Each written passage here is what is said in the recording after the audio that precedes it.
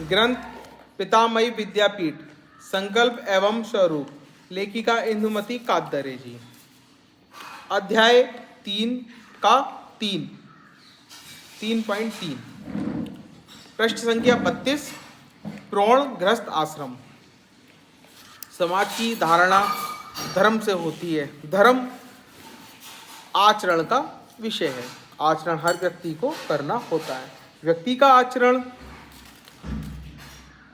समाज धारणा हेतु अनुकूल बने और उसे ऐसा करने में आनंद भी प्राप्त हो, सुरक्षा का भी अनुभव हो एवं व्यक्ति के साथ सबको समृद्धि भी प्राप्त हो, ऐसी व्यवस्था बनाना अद्भुत क्षमता की अपेक्षा करता है। समाज हितैषी, निस्वार्थ, उदार, विशाल बुद्धि से ही ऐसी व्यवस्था बनाई जाती है। हमारे पूर्वज ऋषियों ने ऐसी बुद्धि ज्ञान साधना और तपचार्य के बल पर प्राप्त की थी। इसके फलस्वरूप उन्होंने भारतीय समाज व्यवस्था बनाई। इस व्यवस्था का एक प्रमुख आयाम है क्या? आश्रम चतुष्टय की व्यवस्था। आश्रम चतुष्टय 4 आश्रमों में से सबसे महत्वपूर्ण गृहस्थाश्रम, उसे धन्योगृहताश्रम भी कहा गया और शेष 3 आश्रमों को पोषण करने वाला भी कहा गया है। व्यक्ति जीवन में वह उपभोग का काल भी है और दायित्व निर्वहन का भी है। सांसारिक गतिविधियों में ये सर्वाधिक व्यस्त काल भी है। गृहस्थ आश्रम की अवधि है 25 वर्ष की आयु। ये 26 से 50 वर्ष की इस आश्रम को 2 चरणों में विभाजित किया गया है। यह विभाजन भी आयु की अवस्था के अनुसार ही है। 35 वर्ष की आयु तक युवा अवस्था और 35 से 50 वर्ष की आयु में तक प्रौढ़ अवस्था। अर्थात 2 विभाग इस प्रकार होंगे। एक है युवा अवस्था में गृहस्थाश्रम और दूसरा है प्रौढ़ अवस्था में गृहस्थाश्रम। आश्रम तो एक ही है परंतु अवस्थाएं 2 हैं। अतः हमें विचार भी 2 चरणों में करना होगा। यह प्रमुख रूप से प्रौढ़ गृहस्थाश्रम का विचार किया गया है। प्रौढ़ सर्वाधिक व्यस्त होते हैं, स्वाभाविक रूप से उन्हें होना भी चाहिए। इनकी शिक्षा का प्रमुख अंग रहेगा अपने आप को ठीक करना, अपना विकास करना और कुटुंब को ठीक रखना। सामाजिक और राष्ट्रीय मूलबोध, कर्तव्य परायणता और कुटुंब के सदस्यों की शिक्षा इनके लिए प्रमुख बातें हैं। इनके लिए घर में पूर्व पीढ़ी भी है और भावी पीढ़ी भी है। तीनों पीढ़ियों का सामंजस्य बनाने का मुख्य दायित्व इनके ऊपर है। पाठ्यक्रम में इस बात का विचार किया गया। अब पाठ्यक्रम क्या है इनका? प्रौढ़ गृहस्थाश्रम का पाठ्यक्रम। पहला, पितामही विद्यापीठ के संबंध में सर्व प्रकार की जानकारी। दूसरा, पितामही विद्यापीठ में के छात्र होने का महत्व। पितामही विद्यापीठ की शिक्षा का स्वरूप। भारतीय होने का अर्थ। भारतीय समाज व्यवस्था और आश्रम चतुष्टय और गृहस्थ आश्रम। छठा, धन्यो गृहस्थ आश्रम। 7वां, युवा गृहस्थ आश्रम और प्रौढ़ गृहस्थ आश्रम। साम्य और भेद। 8वां, संयमित उपयोग, शारीरिक और मानसिक स्वास्थ्य। 9वां, वृद्धोपसेवन। 10वां, संतानों की भावी जीवन की शिक्षा देने का दायित्व कैसे निभाएं। 11वां, वंश परंपरा का महत्व। 12वां, ऋणत्रय और पंच महायज्ञ का व्यवहार। और 13वां, गृहस्थ आश्रमी का समाज धर्म।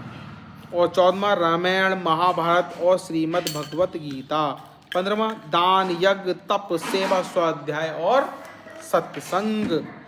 गृहस्थ आश्रम में कुटुंब, समाज, राष्ट्र, विश्व और सृष्टि के साथ सामंजस्य का स्वरूप, वैभव, समृद्धि और प्रतिष्ठा की प्राप्ति के मार्ग, लोक व्यवहार में दक्षता, गृह संचालन का अधिकार, तृप्तिदायक उपभोग की कुशलता और 21वां, नई पीढ़ी का मार्गदर्शन और दायित्वों का हस्तांतरण का मार्ग। 22वां, संतानों के विवाह, संबंध और व्यवसाय। 23वां, वैचारिक भावनिक परिपक्वता। 24वां, कला, कौशल, सौंदर्य बोध, मितव्ययता की शिक्षा देने की कुशलता। 25वां, शील रक्षा, शील रक्षा, बहुत अच्छा शब्द है शील रक्षा, और स्वतंत्रता की शिक्षा देने की कुशलता, नई पीढ़ी के जीवन का उचित समय नियोजन, पितामही विद्यापीठ का प्रचार और प्रसार, ये इनके विषय वस्तु होंगे। ये हो गए 27। अब पद्धति और सामग्री क्या होगी इसकी। पद्धति, इस घट के लिए प्रबोधन और प्रमुख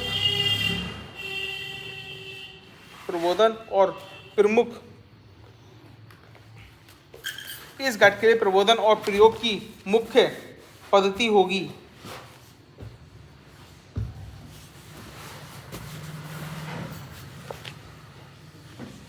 इस घट के लिए प्रबोधन और प्रयोग ही मुख्य पद्धति होगी। इनके अपने घर ही प्रयोग के केंद्र होंगे। घर की गतिविधियां ही प्रयोग की साधन सामग्री होंगी। प्रबोधन के आधार पर प्रयोग का अवलोकन की चर्चा से निष्कर्ष और निष्कर्ष को लागू करने के हेतु फिर प्रयोग, यही क्रम चलना चाहिए। वाह कितना बढ़िया है। मतलब प्रबोधन के आधार पर प्रयोग और प्रयोग का अवलोकन की चर्चा और चर्चा से निष्कर्ष और निष्कर्ष को लागू करने हेतु फिर प्रयोग, यही क्रम निरंतर चलना चाहिए। लगभग 30% महिलाएं और पुरुष का अलग से प्रबोधन और शेष एक साथ, ऐसा सामान्य अनुमान रहेगा।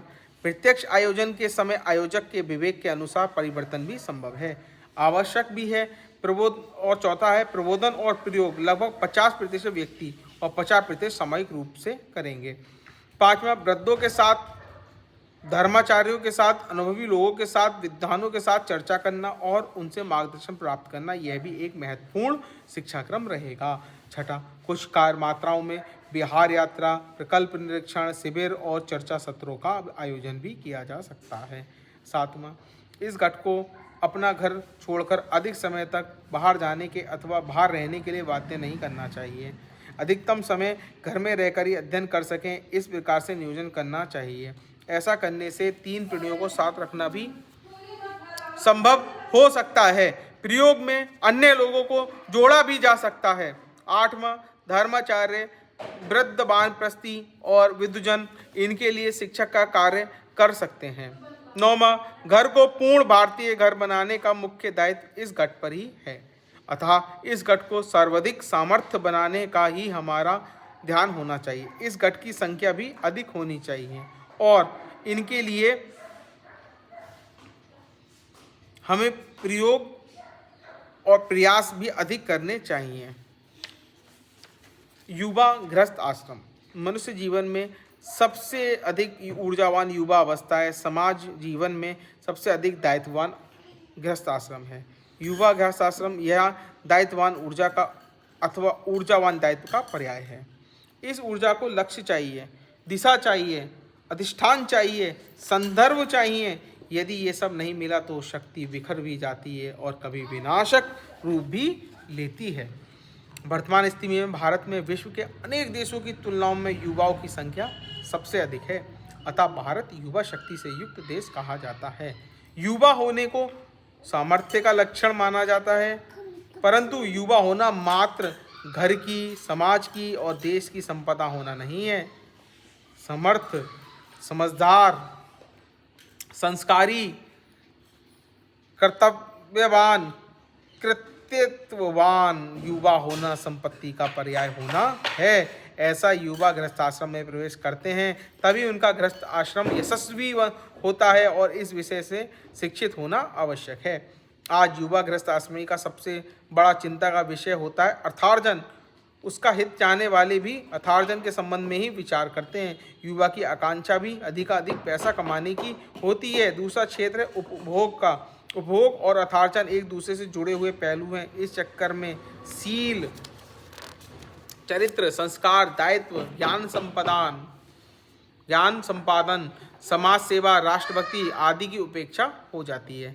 इन सब के विकास हेतु उपयोग में आने वाली ऊर्जा उपभोग में ही क्षीण होती रहती है। इसकी हानि स्वयं उसे तो होती ही है, साथ में परिवार को भी और समाज को भी होती है। इस अवस्था में आज व्यक्ति और ये समाज अनेक भ्रांतियों के शिकार बने होते हैं। ये भ्रांतियां गृहस्थ आश्रम को भी लेकर भी हैं। अतः इस अवस्था का पाठ्यक्रम इन सारे मुद्दों को केंद्र में, इन सारे मुद्दों को मुद्दों को केंद्र में रखकर बनाना चाहिए। इनको शिक्षा देने की व्यवस्था भी दक्षता पूर्वक करनी चाहिए। ये लोग ऊर्जावान हैं, इसलिए उन्हें शिक्षित करने का कार्य कठिन अवश्य है, परंतु करणीय भी उतना ही है। पाठ्यक्रम क्या होगा? पति पत्नी का एकात्म संबंध और एकात्म दाम्पत्य का घर के अन्य लोगों के साथ संबंध। दूसरा, घर का केंद्र बिंदु पति पत्नी। तीसरा, स्त्री पुरुष पति पत्नी गृहस्थ गृहिणी माता पिता दादा दादी के रूप में विकास यात्रा। चौथा, गृहिणी गृह मुच्यते। पांचवा, यत्र नार्यस्तु पूज्यन्ते रमन्ते तत्र देवता। छठा, स्वगृह सम्राज्ञी भव। सातवां, श्रेष्ठ जनन समर्थ भारत समर्थ बालक को जन्म देने वाले माता पिता बनने की। और आठवां, घर एक तीर्थ धाम, घर एक संस्कार धाम। नौवां, पाक विद्या पाक कला और अन्नपूर्णेश्वरी। 10वां, शिशु संगोपन शिशु संस्कार शिशु विकास। 11वां, दशवार्षिक 12वां, माता प्रथमो गुरु पिता द्वितीयो। 13वां, गृह कौशल। 14वां, गृहिणी के साथ समायोजन करने का गृहस्थ का दायित्व। 15वां, श्रृंगार सौंदर्य बोध वैभव संपादन और उपभोग का संस्कारिकता पुट। 16वां, काम और प्रेम लोलुपता और रस ग्रहण सुख और आनंद अभ्युदय और निषेध का समायोजन। 17वां, युवा गृहस्थ आश्रमी का स्वाध्याय। 18वां, गृहस्थ आश्रम और स्त्री पुरुष संबंधों के विषय में वर्तमान समय में अद्भुत अनेक समस्याओं का समाधान। 19वां, दान यज्ञ सेवा तप पूजा पाठ स्वाध्याय व्रत उपवास आदि के विषय में सही मानस। 20वां, युवा गृहस्थ आश्रमी देश धर्म संस्कृति और गौरव इनका रक्षक। 21वां, पुरुषार्थ और पराक्रम। और 22वां, नेतृत्व कर्तव्य और दातृत्व। अब इनकी पद्धति और अध्ययन सामग्री क्या होगी, उस पर हमने 9 बिंदु हैं इसमें पुस्तक में। पहला है, इस अवस्था में ये शिक्षा प्राप्त करने के लिए युवा गृह आश्रमी से अधिक अपेक्षा की जानी चाहिए।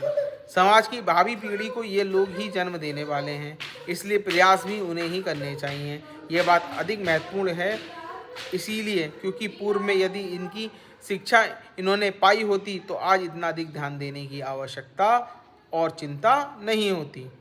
दूसरा, प्रतिदिन कम से कम 3 घंटे पति पत्नी इस शिक्षा को ग्रहण करने के लिए दें। यह आवश्यक है। ऐसा सर्वाधिक वातावरण बनाने की आवश्यकता है। इस घट में भी प्रबोधन प्रशिक्षण और प्रयोग मुख्य माध्यम से रहेंगे। समय समय पर सम्मेलन और शिविर का आयोजन किया जाना चाहिए।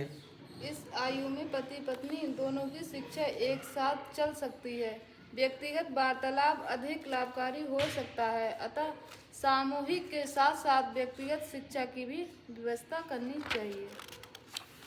नंबर 5, इन छात्रों में श्रद्धा विश्वास विनय जिज्ञासा और अनुशासन के गुण होना अपेक्षित हैं। ये गुण नहीं होंगे तो इनके लिए शिक्षा प्राप्त करना लगभग असंभव हो जाएगा। नंबर 6, इन्हें शिक्षा देने वाले धर्माचार्य और वृद्धा वानप्रस्थ हो सकते हैं। स्वाध्याय भी महत्वपूर्ण साधन है। नंबर 7, समय समय पर अनुभव कथन और निदर्शन भी उपयोगी सिद्ध होंगे। नंबर 8, व्यवस्थित और नियमित स्वरूप के पाठ्यक्रम भी चलाए जा सकते हैं। 2 दिन की कार्यशालाएं भी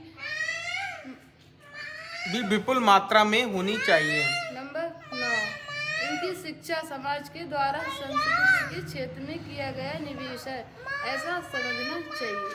अध्याय 3 का 3 समाप्त। इति शुभम।